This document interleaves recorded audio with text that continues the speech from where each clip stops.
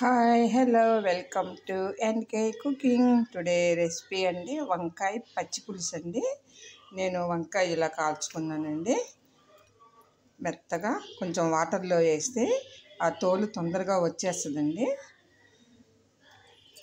చింతపండు ఇంత నేను నానబెట్టుకున్నానండి. ఇలా చేసుకోవాలండి. వంకాయ నారలన్నీ తీసుకొని పురుగు ఏమన్నా ఉంటే తీసేసుకొని నారలు ఉంటాయి కదండి అవన్నీ తీసుకొని ఇలాగ చేసుకోవాలండి.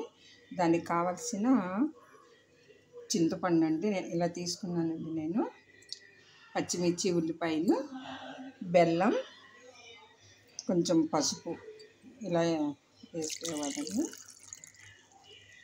చాలా బాగుంటుందండి. సమ్మర్లో కూడా చలవ చేస్తుంది. కొంచెం పసుపు, తగినంత సాల్ట్,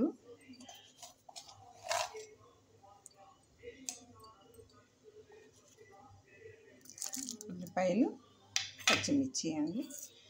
బెల్లము బాగా చితగొట్టి వేసుకోవాలండి.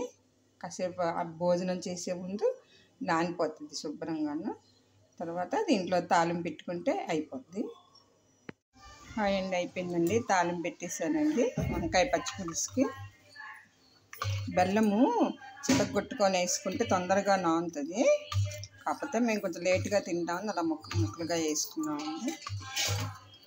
అయిపోయిందండి. నెక్స్ట్ దీంట్లో ఈ వడియాలు కూడా వేసుకుంటే బాగుంటాయి.